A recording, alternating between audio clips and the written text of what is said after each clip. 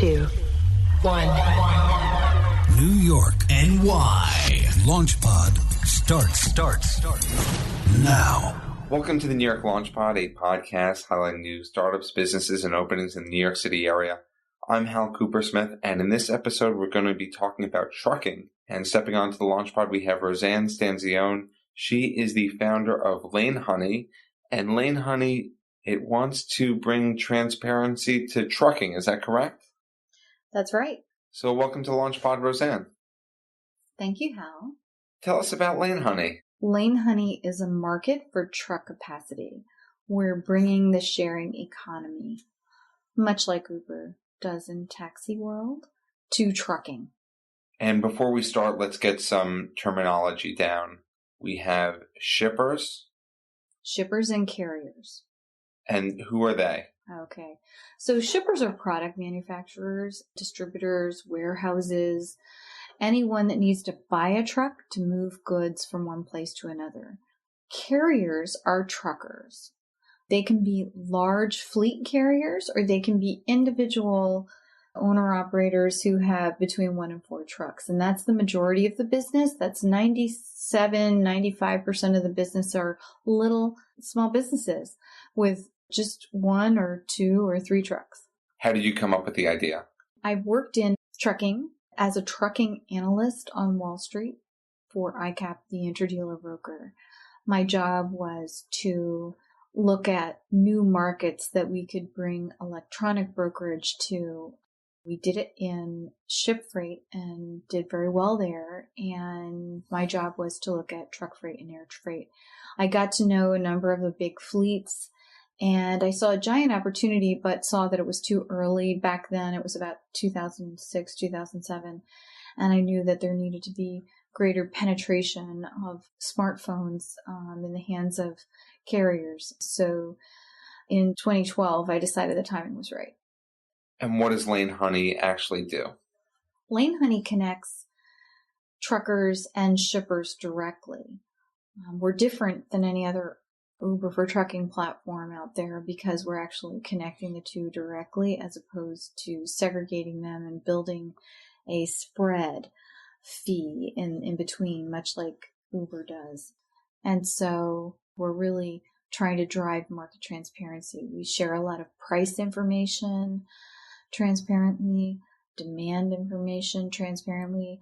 And so everyone knows where all the trucks are, all the shipments are, and at what price everything is trading at, essentially. So trucking is not something I know anything about, except that I learned just by talking to you earlier that everything I touch comes off of a truck. True. If you bought it, a truck brought it. A lot of people don't realize that everything they're sitting on, playing with, your headset, your microphone, the computer, everything came on a truck at the end of the day. It might come into the country via a ship, but it is transferred via truck to the railroad or to a truck and it gets to retail locations from there. And so trucking is a very, very important part of the economy. Trucking is extremely important. Everything comes from a truck. What was this industry like before all these technology entrants? Well, we haven't moved the needle that much. To be honest, we're all brand new entrants. Even 2 years ago, there were no Uber for trucking players. And so we're all just getting started. Everyone has a slightly different business model. Mine is one of transparency, of price transparency and demand transparency, which is quite different than all the others. But even just a year ago, no one was seeing the venture capitalists were barely registering that this was a new market to go into. Now they see it as a giant market because it is almost 800 billion right now. And based on my analysis, there's probably 2 trillion in potential. So what is the shipper doing now to ship something on a truck? Yeah. So right now they call around to truck brokers. On the phone? Yeah, on the phone. And they get a number of prices. And generally those prices don't make any sense to them because they'll be all so different. They'll get 500 from one and 2,000 from another and 5,000 from another and 10,000 from another. It doesn't make any sense to them. And that's because there is no real market right now. There isn't a place where a shipper can go online and find the going price of moving freight via a truck. And that's really what we're trying to do at LaneHoney, is create the very beginnings, the foundation of creating a real market in the space. Why don't the prices make any sense? Because they're kind of conjured by brokers. Because there isn't a market, that means when you call up a truck broker, he'll just tell you, he knows you want an instant price, and if he thinks he has a truck in the area, and he might not even know if he can get a truck, he's gonna price it for you. And based off of what? I'm sorry. Well, it's sort of a feeling. Some of the larger firms actually have a database of information, and they have a probability, or someone might know of a truck. But generally, the way the market works right now is they just price by feel. And a lot of brokers actually take a lot of losses. About 30% of the freight they quote, they take a loss on that, which means they gouge on the other side in order to make up those differences. So there's a real inefficiency in this place, and having a real price source could actually create a lot of efficiency for everyone. But it's think about stockbrokers 20 years ago. You would call a stockbroker and he would just tell you whatever. Now you wouldn't think twice about going on E-Trade or other platforms, and you know the price of the stock. You're not going to pay some outrageous difference. You definitely know more about where the price is. So it's sort of the Wild West in freight. We don't know where those prices are right now. There's a lot of people who say, oh, I know the price. When we're talking to the buyers of transportation at a very large brand, they'll say, I know the price. And the analysis we've done so far tells us there's anywhere between 28 and 41% spread. And our job is unveiling that spread and creating real transparency in the marketplace, so that when you start having transparency, the spread's thin. And that's where we're going. 28 to 41% spread, that means what exactly? Okay, spread. I know that's a Wall Street term. So I'll just give you a quick example. When a shipper, say they have ping pong balls, and they have boxes of ping pong balls, and they need to get them to market, they will call a number of brokers and they'll get a number of prices. And then in the trucking market, truck brokers actually buy freight and they sell it to a trucker. So they will tell the shipper, I will do that for $1,000. And then they will tell the trucker, I have a load for you, but I can't pay you anything. I can maybe give you fuel. And they'll tell them, I can give you this load for $100, and then they'll pocket the $900. That is a very typical scenario. So they're segregating the buyer and the seller, they're misrepresenting the market conditions, and they're building this middle, the spread, which is their fee. And they don't disclose that. So it's an undisclosed fee that they're building between each side. So that's the way the market works now. That's sort of the Wild West. It's the way it was about 20 years ago in lots of other markets. And in every single market, a competitor came in who was disclosing the spread and creating transparency, and they took the market. And that's where we're going.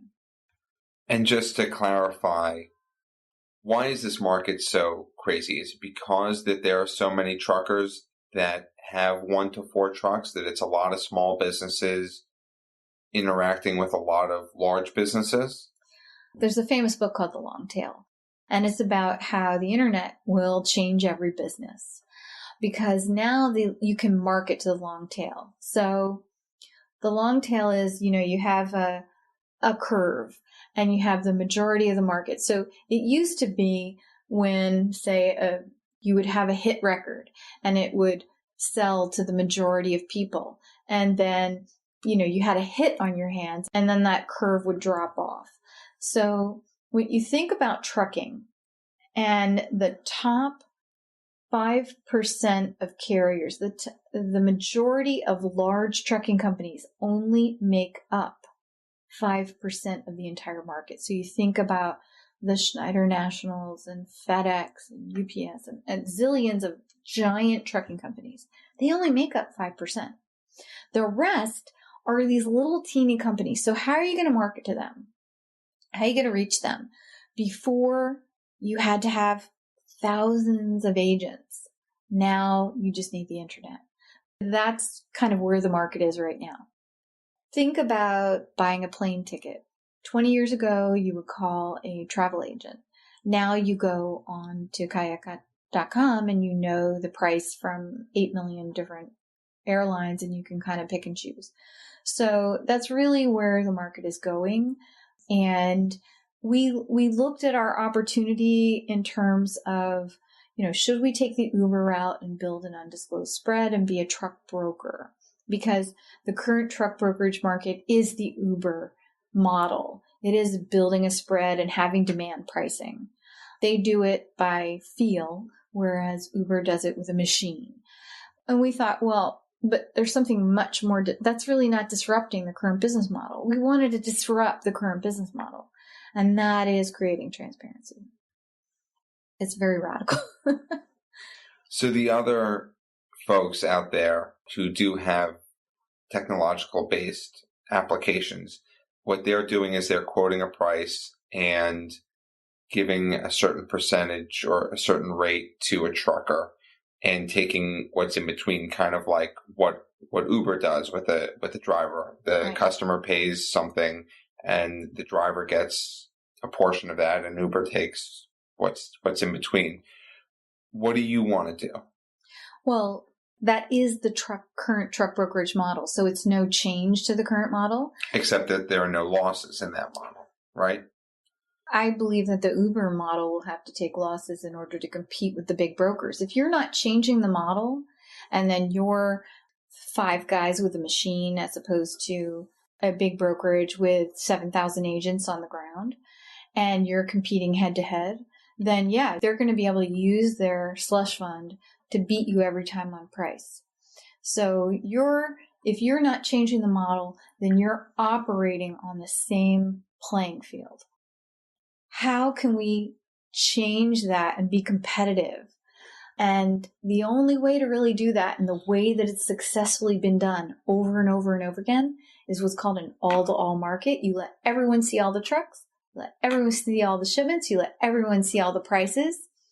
And, the same on Kayak and tons of all-to-all platforms on Wall Street have taken market share from incumbent brokers by unveiling the spread. And that's what we're doing. If that's jargony, think about it as you just basically make a fairer buy it now kind of market. And you let the users set the prices. You let the truckers set the prices. In the current marketplace, the Uber for trucking platforms and the truck brokers make the prices and they force it on the truckers and the shippers. On LaneHoney, the truckers and the shippers, the real market is setting the pricing. If there are not enough trucks, then the price goes up. If there are tons and tons of trucks in a location, then the price comes down. It makes sense.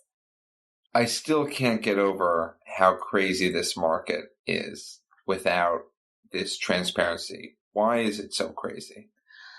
It's the way the market was designed and the way that it I think because it's a small business market trying to meet a small business market. It's a B2B market that both sides have a long tail. And it's uniquely an opportunity and time for the internet and the on-demand economy to bring those two groups of buyers and sellers together. I think the Wild Westness of it that's existed unchallenged for 20 years or more is really, I think they'll continue to enjoy. It will be little tiny concerns to them until there's like a real price source that's published every day, that's for real and that's a trusted, just like, you only invest in a stock market because you see the prices published every day. You need a trusted source of information. LaneHoney is about creating that trusted source of information. And we believe that more people will join in that and they'll become, what's interesting is we think there could be like 20 exchanges that we could have segments like there could be a market for just flatbed trucks. There could be a market for just grain haulers because, these all operate really as separate markets.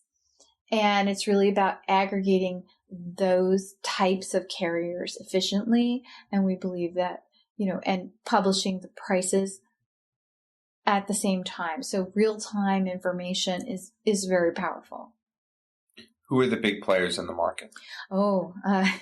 They're daunting. But what's interesting is by just there's a couple of interesting success stories. So the big gorillas are C.H. Robinson. They're a public company. XPO Logistics. They're a public company. Coyote Logistics was recently bought by UPS. And Coyote was very interesting because they simply changed the way that their internal operations worked and were able to gain huge market share by one little change. So when you take, for example, a typical truck broker in a big firm, they will have a shipper that they've gone out and gotten themselves. So they're salespeople, right? So they go out and they find little tiny company and they say, I'll get you trucks. And the company will call them and say, okay, I need a truck today, but they actually won't have a truck, but the guy sitting next to them has a truck. But they're reluctant to give it to the guy next to them because they have to pay away part of their fee to the guy next to them. So this sort of operates as like little tiny fiefdoms. So not only do you have the C.H. Robinson fiefdom, but you have the New Jersey office of the C.H. Robinson fiefdom.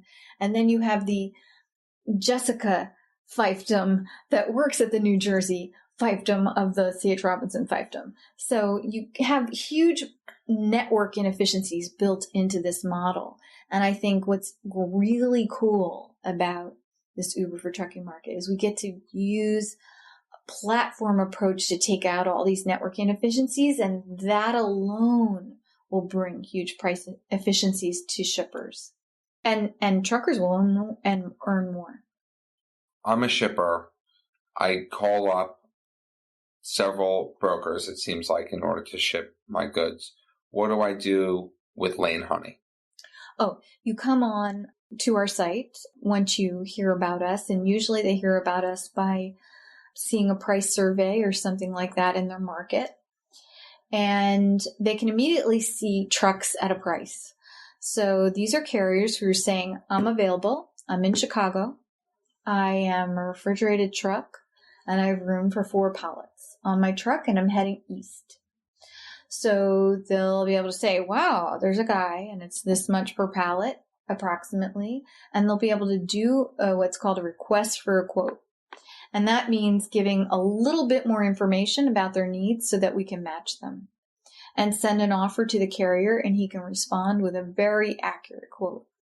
And that's really how it works. So our shippers are requesting quotes, and the carriers are responding to them by quoting the shipments directly, and then we match them. And once they decide to transact together, we handle everything else. It's a very automated dispatch, a paperless process. It saves tons of paperwork, and we have a very automated bill of lading. We do the invoicing on behalf of the carrier. So we're taking all the fraud out of a freight transaction. There's a big fraud, and there's a problem in freight in that even a big company that's moving a lot of freight, they'll have a lot of padding, a lot of the invoices. They'll see additional fees that they were not aware of. And there's just sort of this whole aftermarket that's called freight auditing that happens. And a typical large company that we do business with will spend like $2 million a year just auditing freight invoices. And so because we're doing the invoice on behalf of the carrier to the shipper, and we're verifying all those charges, we've taken all the fraud out of that freight invoice, and they're just done and dusted, and they don't have any question about it going forward, and they're able to pay immediately. Is it hard for truckers and shippers to agree on pricing when they've never done it before? Well, the carriers, that's an interesting question because I'll talk to someone who's been doing, they'll say, I've been doing a certain kind of trucking for 17 years, but they'll call me and ask for price guidance because they're so used to having brokers dictate price to them or carriers acting as brokers to just telling them what they're going to earn, that they really don't know how to quote their own shipments and they need a lot of guidance there. So we try to have the market operate as a guidance to them. So lots and lots of carriers will be quoting loads and the carriers learn from each other. And then we do have some guidance for them. And they learn very quickly how to be competitive. One of the things that we do is when a shipper comes on board, they give us their most recent quotes from brokers. And if they have contract carriers, meaning they've gone out and they've negotiated with a big fleet for that lane. A lane is an origin to destination, by the way, and hence our name, LaneHoney. They actually tell us this information, and that's sort of crowdsourced and shared with both shippers and carriers. On this lane, this is the average broker quote on this lane, and this is the average fleet quote on this lane. So we're revealing pricing at all times and educating both shippers and carriers. What's been the reaction? Well, the biggest reaction, surprisingly, is not price. They love to go with the least expensive carrier, of course, but they love having a very high level of service. We optimize our matching engine to provide the highest, best level of service, the best quality carrier in terms of insurance and safety to our customers as opposed to price. They also get to set their own qualification requirements. So if, say, they want $1 million worth of general liability and that is their requirement, then we only match them with those people. However, the most fascinating thing has been, I only want to be matched with this kind of carrier, but we show them all the unmatches too, because the guys that don't match are running that lane too. They're quoting loads. They're getting matched on that lane, and that affects their price as well. Guys that don't match your specification is affecting your price on a lane because it's affecting how many carriers are in an area. So it's a real market dynamic that happens as opposed to sort of the made up dynamic of the broker with the phone. Do you rate truckers, or do shippers are able to rate truckers based off of their performance? We actually have a very unique rating system. We don't, people can say, yes, I had good service, whatever, but actually we publish real-time performance. We're actually capturing every segment of the trip. And so we're capturing whether they were on time to start the trip. Did they arrive at the pickup location? We're actually time stamping every segment of the trip, and we're creating performance statistics around that and displaying that at the time of tender. Tendering is meaning I'm choosing this carrier and I'm going to send him an offer for my shipment. So they're seeing the real time. Okay, in the last 2 days, this guy has been right on the money. A week ago, he was running late for some reason. Maybe it was weather, but I can see that this is a high quality carrier. He's done 10 runs for LaneHoney. He's been on time for everyone. He's reported in when there's been wait time at a location. This is hard data. There's no fudging that because they have to report in their location. We're dropping a GPS pin. So we know if they're there or not. Can the shipper see where their trucker is in real time? Okay, that's a very good question. Truckers hate to be tracked. Me too. Yeah. Truckers do not like to be tracked. And so we've designed the app to only have them check in at the key points of business verification. So I've started the trip. I've arrived at the pickup location. I've successfully picked up the goods and I am now en route. I've arrived at the drop-off location. There are 6 points of interest to the shipper that we capture and that the trucker agrees to reveal his location at those times. So they feel like, well, I can then take a coffee break. I don't feel tracked by this. I don't feel like, I'm participating in providing good service feedback to my shipper, and they feel more engaged there. So we've managed to kind of strike a balance between privacy and good service. What about factors that are outside a carrier's control? Yes, this is like weather or traffic, which you kind of brought up. There's a big accident. How is a shipper and carrier supposed to interact? Obviously, that affects their on-time performance, but there are probably factors that are outside their control. There's a ton of factors outside of a carrier's control and a shipper's control that affects the price of their freight. So this is one of the most interesting parts. I'm really glad you asked this question because I see a lot of investment in Uber for trucking players where no one's mentioning this part of the equation. So in any freight transaction, there's actually a third party and there's a fourth party. The third party is the shipment location. It's not the shipper's location. It's, say, their warehouse where they store their goods or their production facility. Has nothing to do with them. Then there is a fourth party called lumpers. You've probably never heard this term before. Those are almost like longshoremen. They load and unload trucks at warehouses and distribution centers. And if a lumper is demanding cash from your driver and your driver doesn't have the cash, then they basically send them to the end of the line and make them wait. Or it's sort of some locations, it's mandatory. It's an insurance requirement to have someone else unload the truck. In other places, it's highway robbery, to be honest. These are literally highway robbery. So there are these unknown factors that affect the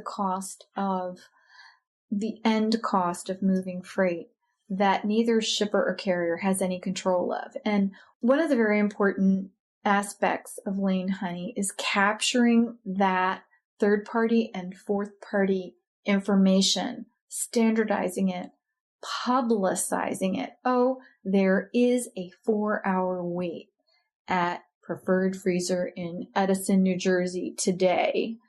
Then any carrier who's offered a shipment that he has to deliver that day to that location can say, they're not guaranteeing detention pay, meaning wait time pay for me. I know I have to wait 4 hours to get served there.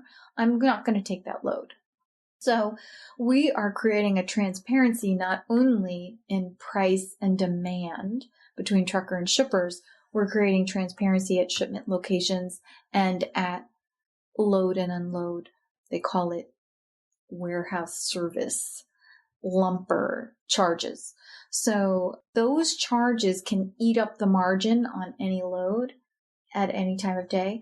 The way it's packaged in to the price of freight on the broker side, they call it fuel surcharge. Fuel surcharge is sort of euphemism for, I'm going to charge you all kinds of extra fees for stuff that I couldn't quote for, but now I'm going to charge extra for. Last summer, for example, shippers were being quoted, say $1,000 for a shipment, and then they'd get a bill, and it would say a 65% fuel surcharge. So instead of $1,000, they were paying $1,650. That can kill a small, say, a specialty foods maker. Their cost of goods sold just went through the roof, and they can go under with enough of that. So we're trying to create transparency in that situation as well. This is I can tell you the exciting Uber story. Yeah, this guy has empty room for 2 pallets, and yes, we are getting him the other 2 pallets, and yes, he is making more money. But the more interesting story is creating price, demand, and service level transparency, and that will completely change the price dynamic going forward. Carriers are reporting these incidents. Carriers they're trolls, like internet trolls. Like they love to complain. They love to tell you about brokers they hate, shippers they hate, shipment locations they hate. Whatever it is, they're super vocal and super detailed. Like they tell stories. They're very colorful in their stories. So we get a ton of feedback every day about the real-time location situation in any shipment location that we're dealing with. And that's reported in your app. It's reported as both comments and when from a hard data perspective, okay, it's looking like we're moving into another hour of detention. The shipper is getting a notification and then we are doing some background and reporting why.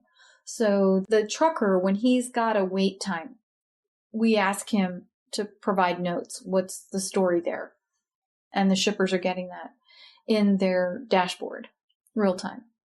And I know you said that this isn't the interesting side of the story, the Uber story, but when you have a carrier and they are collecting several pallets on the way, let's say Chicago to New York, for example. I don't even know if that's an actual route. Is it? It is. It's a very busy route. Yeah.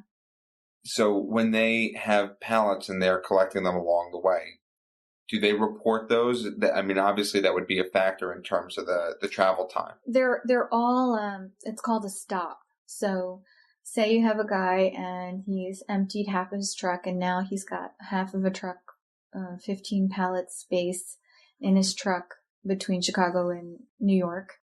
And we offer him a load for say 8 or 10 pallets and he loves it. And he's going to price it to say he has to drive an hour out of his way to pick those up. And then he's got a 2-hour load and unload zone there. So he's priced that in. He's priced in his time. The shipper has accepted the price. And so each separate shipment is tracked separately. The pickup time, the drops. We handle multiple drop shipments. So say a shipper says, like, I have a full truckload, but I have 4 stops across the country. Those are all handled in our system. And it's really simple especially for the trucker. It has to be really simple for him. He gets a mobile app and it just has a button. I've arrived. We give him one thing to do at a time. And so it gives us that visibility into each stop. And if I'm a carrier, a trucker, New York to Chicago, and someone's paying me New York to Chicago, let's say I want to make a stop along the way. Will the person who's paying me New York to Chicago be upset that I'm making this additional stop along the way? So you're saying that if they've accepted a job on LaneHoney for 10 pallets and then we offer him another 6 pallets, does that affect the timing of the first shipment? Right. And no, our algorithm does not allow them to accept a shipment where they couldn't make those time checks. So we're actually making sure that they only are offered and can accept shipments so that they can genuinely do within the hours of service. There's another layer of complexity in that truckers' time on the road. You might have read about Tracy Morgan getting hurt and all that. It was very highly public. Yeah. So that driver actually spent like 12 hours driving to his job. And then he got in the truck and was doing his first job. And he had been on the job for like 31 hours or some crazy number. And I think, he was driving 14 hours when he's only legally allowed to drive like 11 and a half or something. So whatever the hours of service, he was well past that. They did everything wrong. So there's actually a legally regulated amount of time that a driver can be behind the wheel on a job. And so our algorithm also captures all of that. And each job that is accepted, the carrier acknowledges that he has the hours of service to complete the shipment. And so once all of those things, there's a lot of, tolerances on either side, and we're making sure all of that happens so that we deliver a very high service level. And at the same time, we're facilitating a direct transaction. Whenever you asked me, how does the shipper get in touch with the carrier? And we make it very easy for our shippers to request an update. And they basically say, they hit a button that says, I'd like an update. And then the carrier gets an immediate notification that says, it asks them to just push a button and it drops a pin and it lets our shipper know exactly where they are. And I'm glad you brought up the Tracy Morgan accident, because obviously that's high profile. It's something when I was researching your company and the trucking industry came to mind. Why is it that in the trucking industry that someone is driving 12 hours to get to a job? Why is it that there are these seemingly incomprehensible things that in this industry that are a part of it, or that are kind of built in? And that was for a large shipper, which we all know about. Yeah. Well, Walmart has drivers, and they probably knew nothing about that guy deadheading down. The driver owned his own truck, and this is a very common scenario.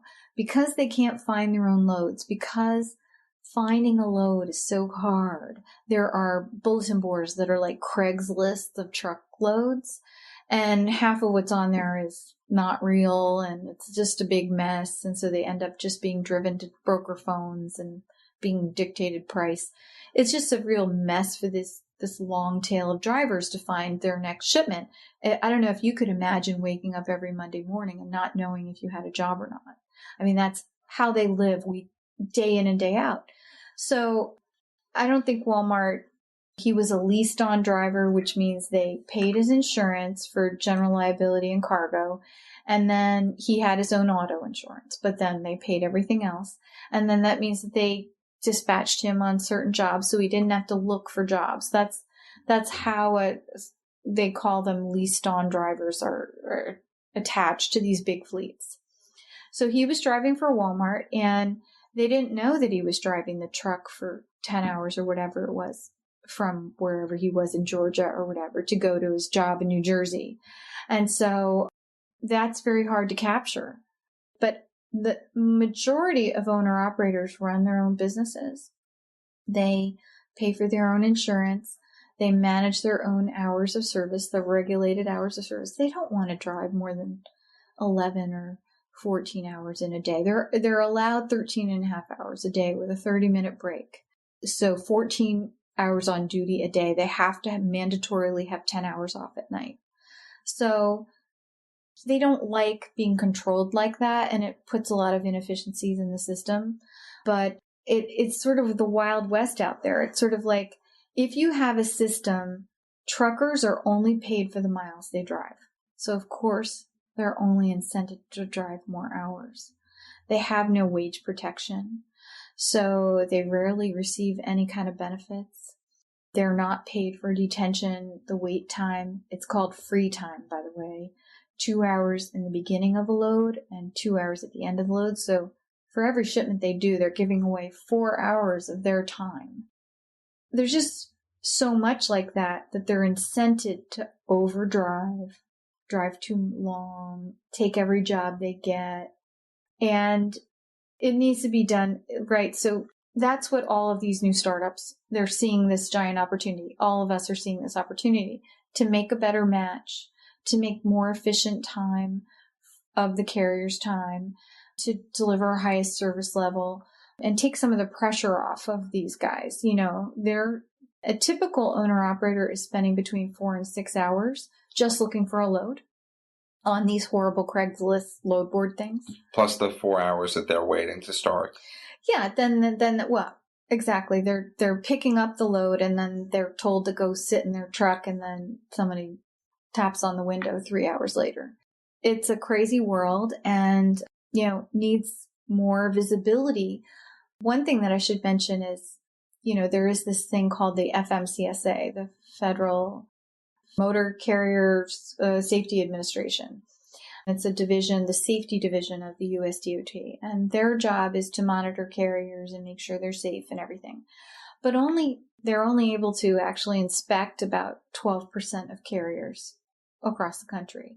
So of like the 6.5 million drivers, only 12% of them ever saw an inspection, ever was looked at. That means 88% of carriers, no one knows anything about them. So there's a huge opportunity to step in as private companies and provide more visibility there. The market, again, sounds very crazy, and it seems, as you mentioned, a great opportunity for a lot of the startups. How many users do you have right now? We have 22,000 carriers that have signed on so far. And the shipper numbers we have 54 shippers. They don't sound very exciting, but some of them are like, they ship 40,000 shipments a month. So, just the number of shippers doesn't really matter. It depends on the size of the shipper. We have small businesses, we have medium-sized companies, and we have very large enterprises that use our product. And, we're just getting started here. I think every one of the startups in this, we're all facing very interesting challenges to work with usually an uneducated, not terribly educated population. Most of my initial carriers that signed on are really early adopters. They're college educated guys, or they have bigger fleets, or they're very interested in innovation. But once you start getting into the owner operator population, you just find guys that they probably never graduated from high school. There's huge turnover in trucking. 120% is that. So that means that a good 10% of carriers every month are turning over, meaning they either have their truck repossessed because they couldn't make a go of it and they go and work. But they either go work in construction or they go and work as a driver for a big fleet. But then a year later, they're back in and they lease another truck and then they're back in. So there's this constant churn. So you need a lot of people or you need a machine to manage that churn. So all of us are faced with that challenge of managing churn, managing marketing, and connecting carriers and shippers at scale. It's really a mathematical problem, and hence my tech team, data scientists and mathematicians. They're geniuses. How are you getting more carriers and more shippers? Oh, okay. So what's interesting about us is that we're providing data to our users on the demand in any location, the price in any location. So market data is the big draw, and we drive signups just through that, because even if they can't find a load, they learn about price, they learn about how many carriers are in any location at any time of day.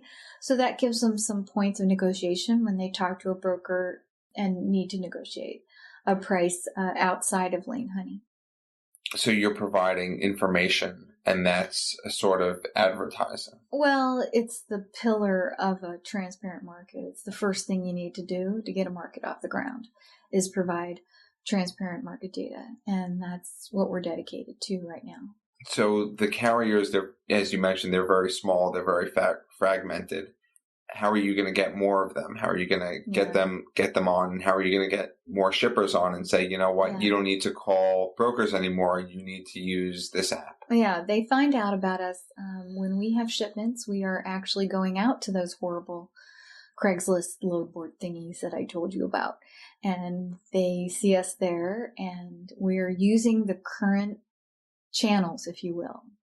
And we're acquiring users from the current channels. That's sort of the Airbnb play. All of us are doing it. All of us are integrated with those old style channels, and we are all acquiring users from that base. It's a challenge. How many carriers and how many, I guess, shipments is the key metric? Are you growing every month? We do have a really nice growth rate right now. We're tracking between 12 and 20%, which is kind of crazy, but whenever per month, I know we're really, at first we were growing like 5% per month, and then it sort of spiked. And then as we started adding, at first we were just showing demand information. We were telling people how many open requests for trucks there were in any location. not any price information. When we started adding price information, we had a real bump in those numbers. And so even if guys just like, they think of us as a load board, these Craigslist things that I told you about, but then they realize that if they list their rig, they get matches. They get shippers actually requesting quotes specifically from them. And so it all kind of feeds on each other. And so they like to announce themselves. And that's a real first, I think. Typically a load board, a Craigslist of truck loads, will have about 120,000 loads on it, but only about 1,000 truckers will list themselves. It's just the other way around with us. We'll have, 1,500 loads in a day because we're small, and we'll have 1,000 truckers who will announce themselves. It's like great. The numbers are kind of kooky and don't make any sense to us. We're still learning, what's the lever? How do we get, it depends if it's a hot lane or what we've found from our research is that truckers throw themselves at long hauls because it takes them so long to find a load and to negotiate one, like 4 to 6 hours that I told you about, and to qualify and to send all their paperwork and all this kind of stuff. That's so much time invested. They want to be gone the whole week. What we're doing is we're taking all the friction out of the transaction so they get offers for like, instead of a long haul that's only paying, say, $180 a mile, they'll get a short haul for 500 miles that is paying $12 a mile. It's a completely different value proposition. And then they'll see that right after that, we have another short haul. So we're unlocking the short haul, which is, there's about 12 to 14 short hauls that never see a truck for every long haul that's out in the market. So it's just a completely ignored, underserved market. And that's what we're really unlocking here. And it's just so much more money, such great earnings for the carrier. They'll do those. What I hear from the carriers is they'll say, oh, I'll do that all day long. Like, you have any more of those? I'll do those. You just keep sending me those.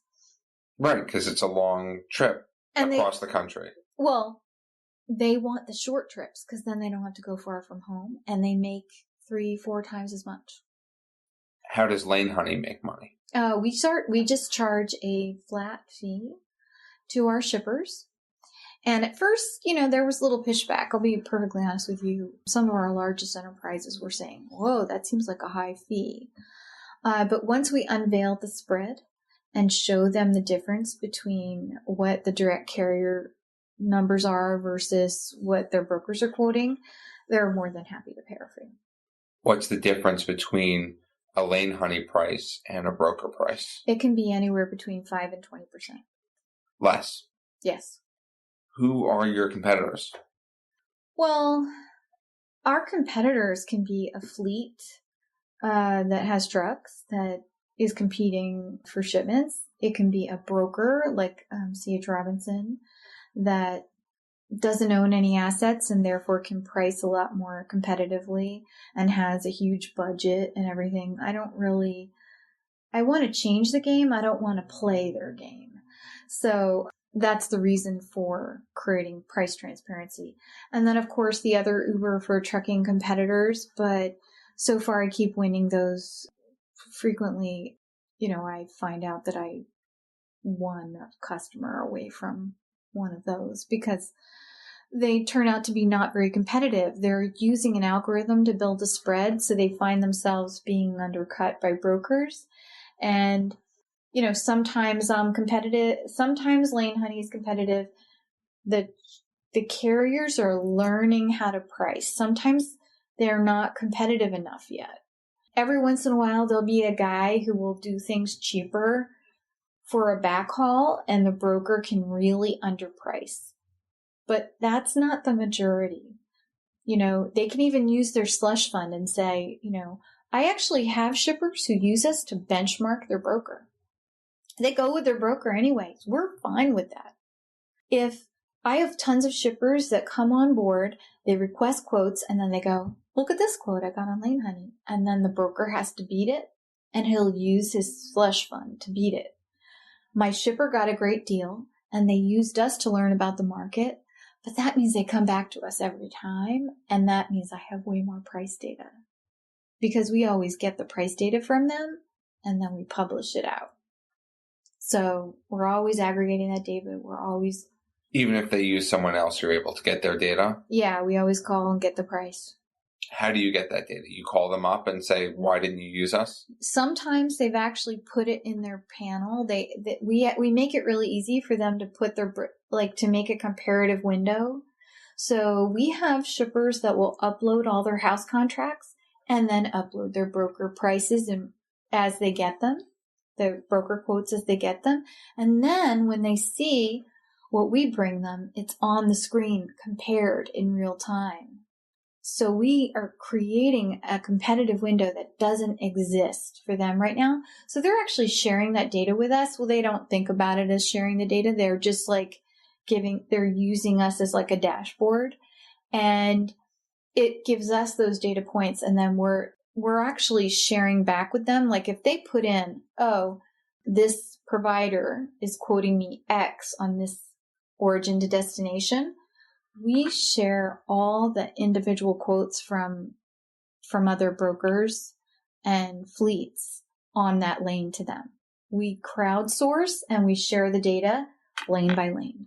So, and provider by provider. So if they have C.H. Robinson quoting them X on Chicago to New York, then they see every other shipper's quotes for Chicago to New York from C.H. Robinson and XPO. Everybody else is right there. It's very disruptive, because they'll call back, LaneHoney is publishing out X, I want a better deal. And they're able to negotiate a better deal. And that's what it's really about.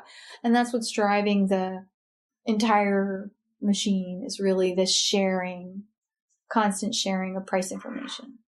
You mentioned that you were on Wall Street and that you were analyzing freight.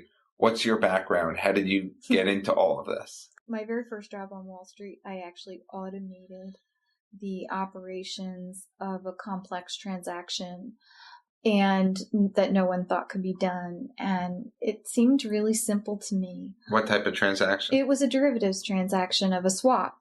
And, to me, it was like, yeah, it happens on this date, and then there's a price, and then there is a day that you collect the price a year from now. And these seem to be fields to me that could be automated.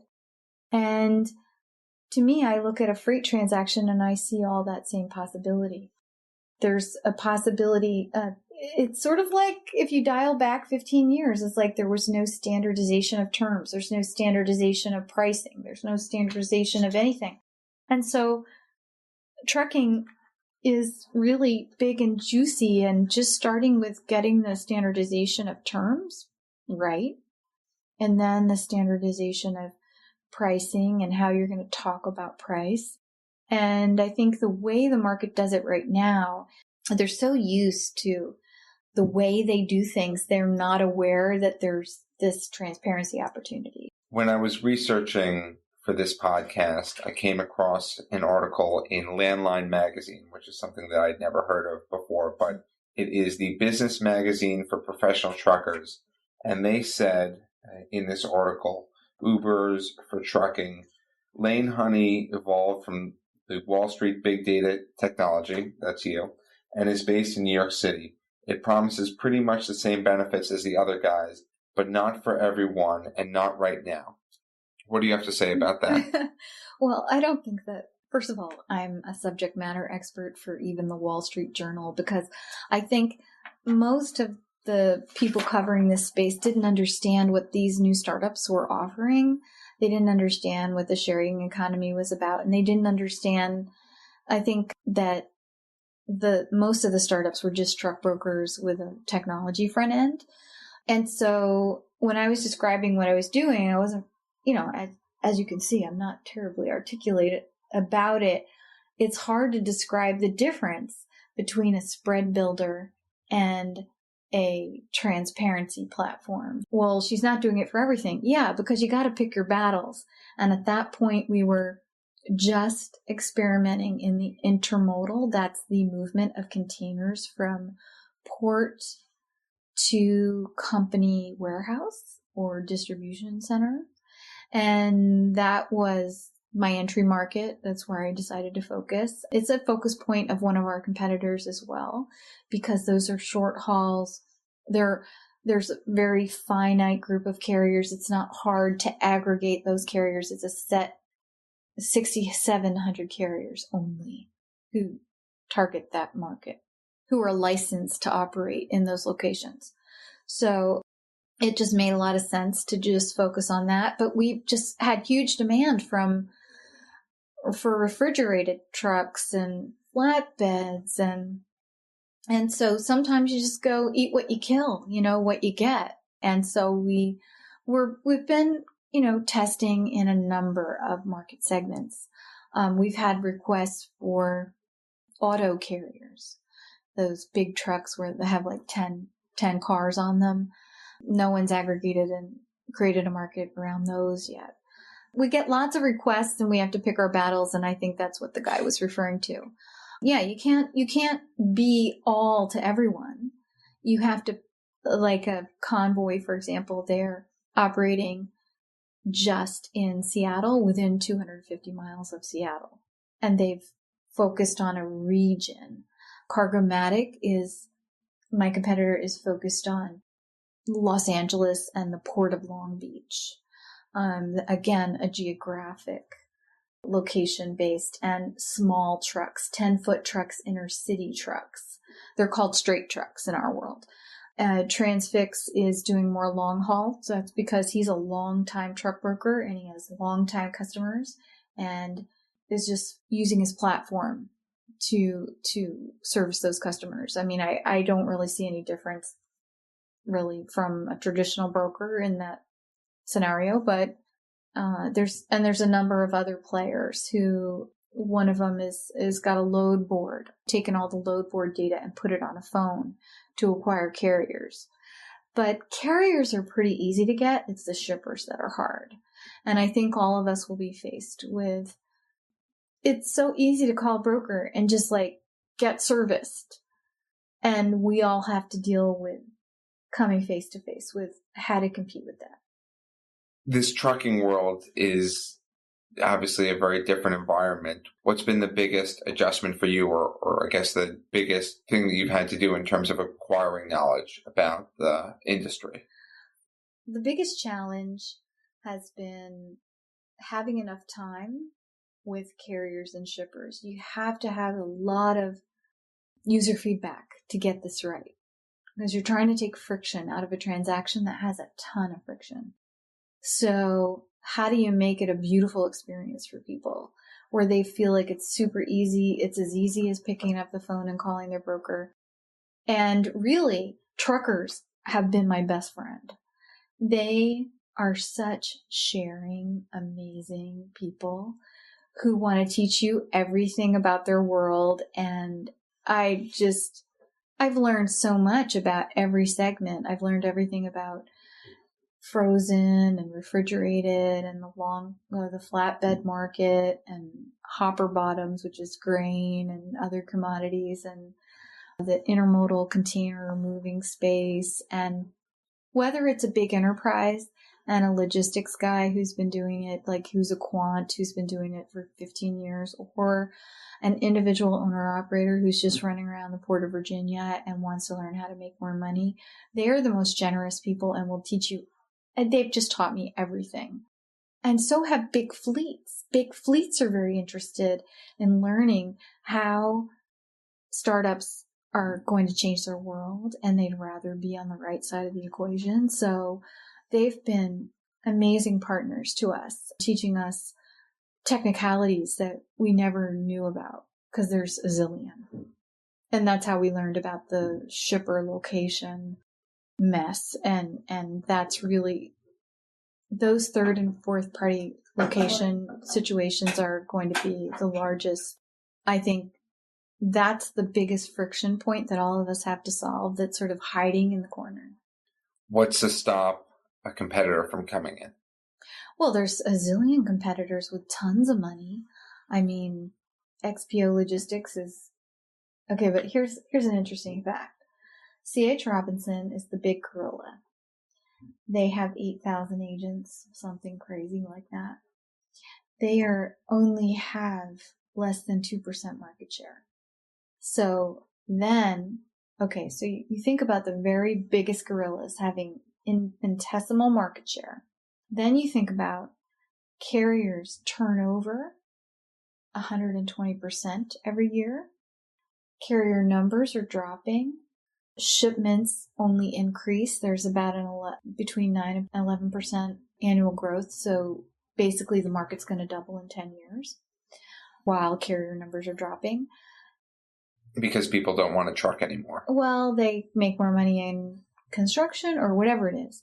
But the game is gamed against them. Like, why would you take a lease on a $100,000 truck if you knew like the millennials are not, the average logistics person is 55 years and up. Most carriers are older. That, there's an aging workforce in logistics that's not being addressed, and new technology and new opportunity can address it.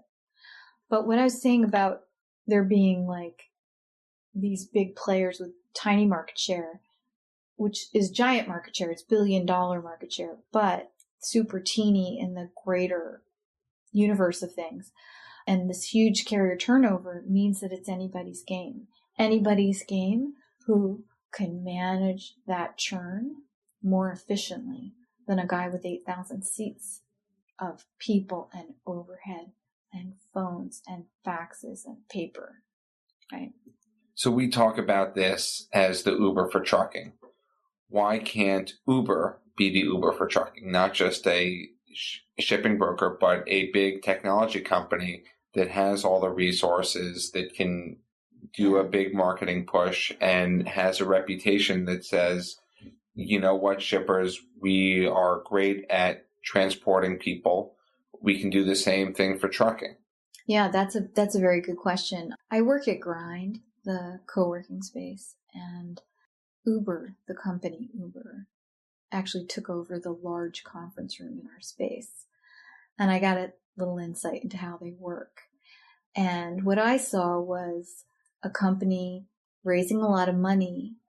And at the end of the day, when you talk to an Uber driver, you find out that they have a very phone, fax, paper relationship onboarding as a driver.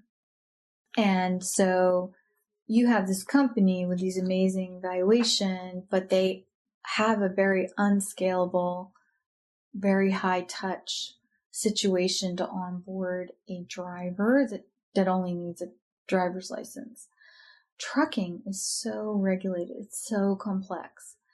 I think that we've managed to automate onboarding in a way that would make us an attractive acquisition by someone like Uber, because like if they could come into this market, right? They've got a lot of money and they could throw a lot of people at it, but then they're just like XPO or C.H. Robinson. I mean, even at the $1 billion level, they're 1% market share. It's still about managing, automating some of these processes. And I don't see Uber as, I know they're still not doing it with their own taxi drivers. How are they going to be doing it with truck drivers that are highly regulated? That's my own take. I could be wrong. Obviously, money solves a lot of problems. I think we've been really smart with our money. We really focused on automation of very complex tasks, and that's going to allow us to grow and pass people on the left in the next year. What happens if something goes wrong with the shipment? Like truck crashes? We get that a lot. A lot of trucks crashing? No. What happens when things go wrong? We get that question a lot. We get that so what's interesting is a lot of people think that in the brokerage world and in the Uber brokerage world, that when something goes wrong, the platform or the broker takes care of it. They don't. Shippers sign these contracts every day and they don't realize that they sign away their rights. And at the end of the day, the broker's never going to let them make a claim against their bond. They're going to give them a free shipment or something.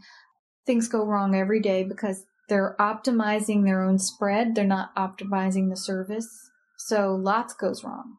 I think when you start optimizing the service, less goes wrong. About 1% to 2% of shipments go very wrong. And we think we can reduce that number significantly by approaching the business in the way that we are. We haven't had because someone's not driving 12 hours to get to a shipment. Yeah, we're confirming hours of service. We're watching service levels. We know when things are late. We are aware of where people are. We have notification systems that are alerting us, and we know well before something goes really wrong. Now, if there's an accident and that kind of thing, that is the 1% and 2% market. We are a platform. Like, if your plane crashed, are you going to sue Kayak? No. We are a booking platform. We are a efficiency and booking platform. We are allowing carriers and shippers to transact directly. We are bringing them together. Most of our shippers are actually managing the shipment themselves. They can contract with us to manage it for them, but that's just managing it. That's not owning. The reason that people sue brokers, there's been some famous cases of the court assigning the liability to, say, a big broker like C.H. Robinson. And the reason for that is that they are actually buying the freight. They're actually taking the freight they're entering into the transaction. They're pricing it. They're becoming a party to the transaction. If you're a party to the transaction, you're liable. But if you're not a party to the transaction, and LaneHoney is never a party to the transaction, and if something goes wrong, it's not like we say, oh, not our problem. We don't do that. We actually facilitate a claim with the carrier. It's always the carrier's insurance anyway. And we do the exact same kind of intervention that a broker does. Everyone is the first level of liability is always with the carrier and the carrier's insurance. That's why we take such lengths to qualify carriers appropriately and know exactly, verify their insurance and on behalf of the shipper. How big is your company? There's 5 of us right now. We're a really teeny team. And we have 2 developers. My partners that are CTO and COO are brilliant Harvard Law School grad, Haskell developers. They're amazing guys they're just changed my world, and just they've helped me grow the business in ways that I never thought I could. My partner Ali is a natural sales guy. He has successfully scaled enterprise platforms for Bed Bath & Beyond, Sephora, and other names. So we have a lot of enterprise experience to bear. And then we have a few seats of junior developers and full-time Q&A and all kinds of people that make stuff happen, and designers and all those other kind of people.